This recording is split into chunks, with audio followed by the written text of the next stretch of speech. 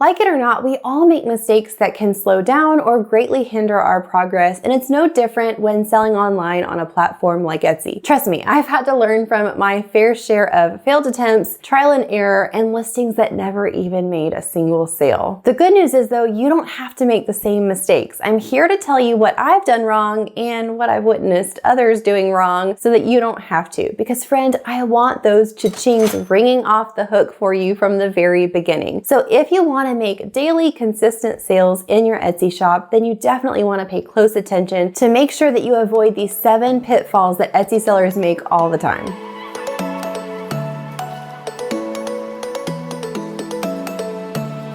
But first, if you're new to the channel and we haven't met yet, I'm Kate. I'm so glad you're here. I'm a wife, mom, Etsy seller, and business coach, and I'm here to help you start and scale your online business so that you can make a full-time income doing what you love. Now, before we dive into these 7 mistakes to make sure to avoid on Etsy, I want to let you know about a fun freebie I have for you today, which is my Etsy Success Guide. It's a free download. I'm going to link it in the description box below. Make sure to grab it after you watch this video. It's a step-by-step Etsy success checklist to make sure that you're covering all your bases in building and growing your Etsy shop to generate real, daily, consistent revenue. Okay, without further ado, let's hop into these 7 mistakes. So mistake number 1 that I see people making all the time is having unprofessional photos in their listings. If you've been around my channel any length of time, you know how much I stress the importance of having top quality, professional looking photos. Now, this doesn't mean that you have to hire a professional to take your photos for your listings, but it does mean that if you're going to be taking them yourself,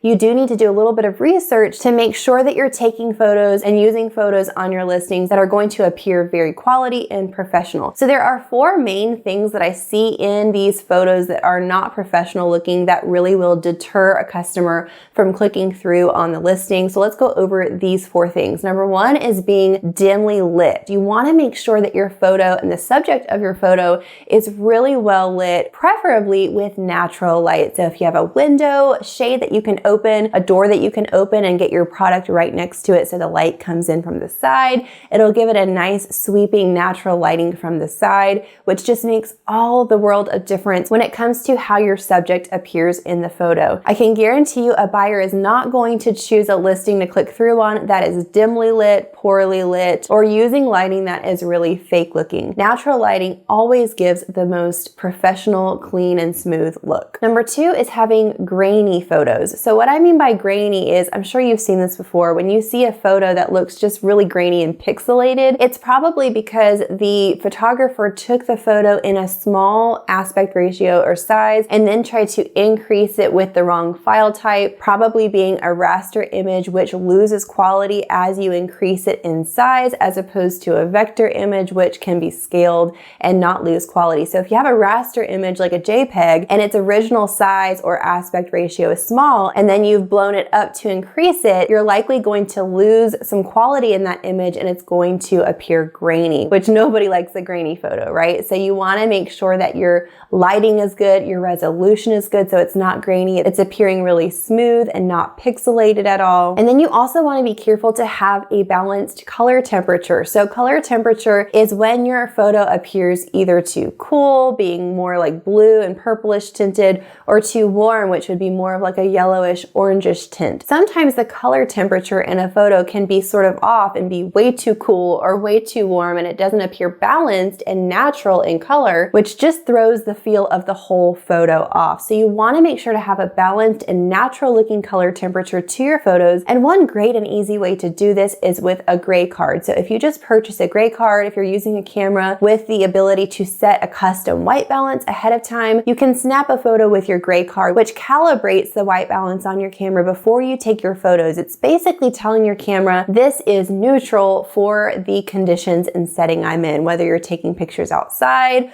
whether it be early in the morning or later in the evening or indoors with lamps on. It helps your camera to know what the conditions are to make the colors look natural. And the 4th thing I see with unprofessional photos is a distracting background. So you want to make sure there's nothing in your background of your photos that appears unprofessional or distracting distracting at all. I would encourage you to either have a really clean background that doesn't have a lot of items in it to possibly be distracting, or if you're going to have items along with your subject or your product in the photo, make sure they're items that stage and complement your product nicely and don't take away from it. All right, mistake number 2 goes right along with this, which is not using enough photos in your listing. So each listing you have 10 photo slots, and I can't tell you how many times I see people with listings that only are using 1 or 2 of their photo slots. Your buyer and the shopper wants to see as many different angles, stage in a lot of different ways to get ideas. They want to see all the different variation options. So you want to use as close to all of those 10 photo slots. If you can't use all of them, use as many as possible to show your buyer as many different things about your product as possible. The shopper will feel a lot more confident completing the purchase and actually going through with the transaction if they feel like they've seen it from a lot of different angles,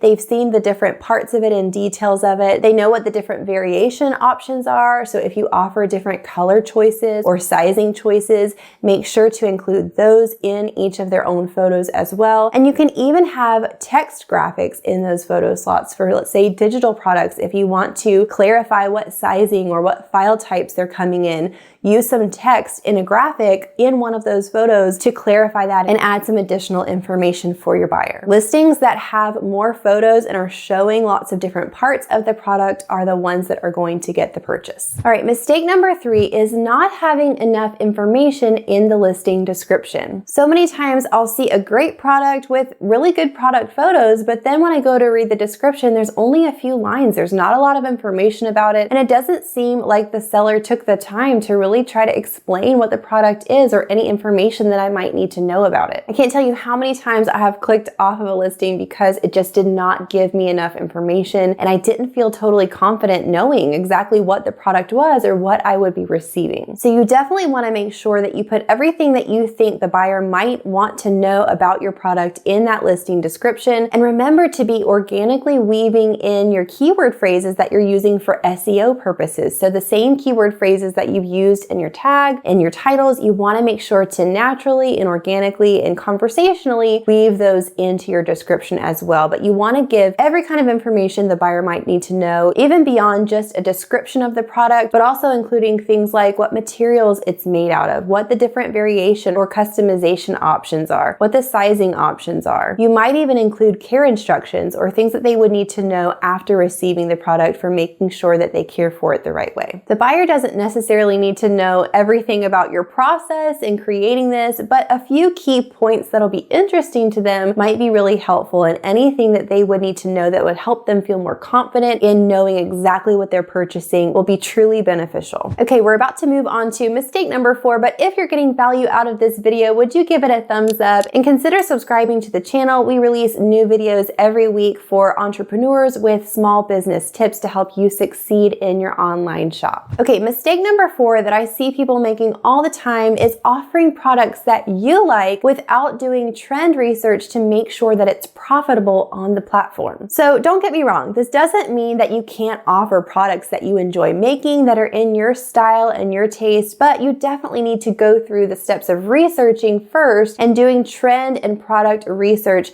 to make sure that it's also something that's trending on Etsy that people will actually want to buy, that's in demand. Just because it's your style and you really like a certain pattern or color scheme or design type doesn't necessarily mean that it's going to become a bestseller on Etsy and just be flying off the shelves. You need to make sure other people like it and it's something that's trending and really popular currently. I actually have a video all about how to do this kind of trend and product analysis. If you're interested to see a step-by-step walkthrough of how I would do this, you can check out this video, which will walk you through my trend research step-by-step process. But the basic goal is to research whatever product niche or category type you're thinking of selling, and even researching down to the style type, which is like patterns, material types that you're thinking of, scents, fonts, color schemes, all of those different style elements. Make sure to research and see if those are still selling well on Etsy. All right, mistake number 4 is not having a marketing plan. So many people start their Etsy shop and get everything listed. They do all the work up front to make sure their product is awesome, make sure they have top-notch listings, they get everything out there on their shop, they publish it, and then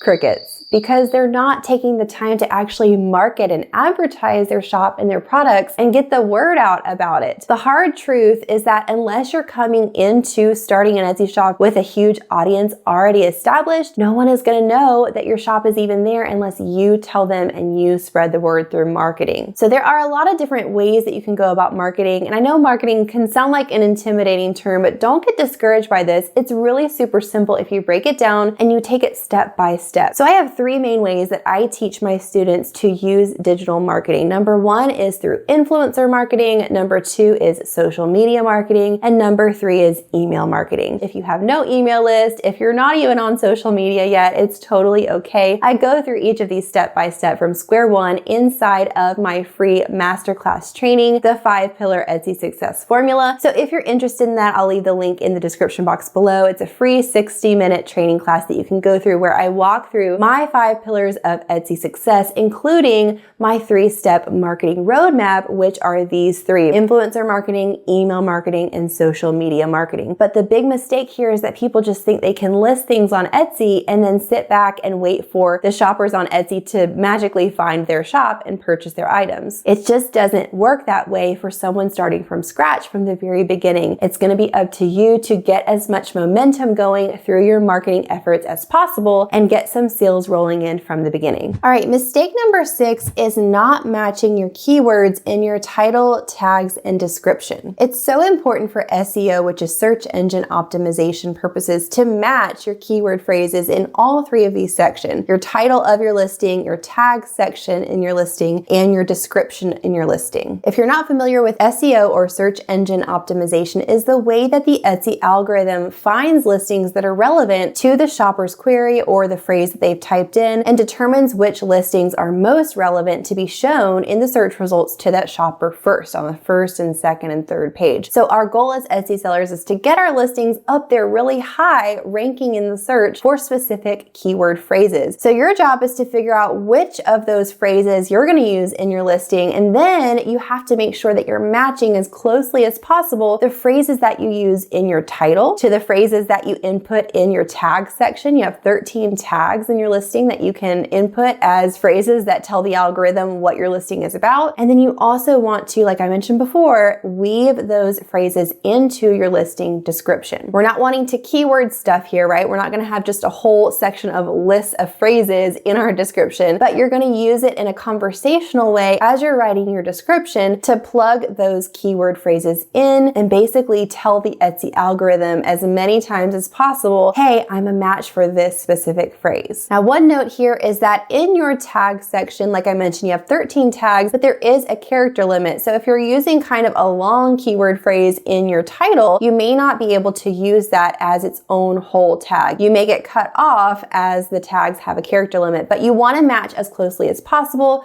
with what you have put into your title and use those for your tags. And our final mistake to avoid is poor customer service. I know this can be super frustrating and a super hard area as an Etsy seller when you put so much time and effort and love and care into your products and listings for someone to just receive it and then leave you a negative review. I know how frustrating that is, trust me, but it's so important to always maintain a sense of professionalism with the customer who is unhappy, to make sure you're doing everything in your power to help them, to support them, and to make things right. Even if it's not your fault at all, you want to, as the seller, give options for making it right with the customer, help them to feel that they still have a sense of control in the situation, and still make sure that everything you say is kind and professional. Never take it personally and never make it personal with the customer. Now, this doesn't mean that you have to just give in every time and meet whatever they want, but it does mean that you need to work together to try to come up with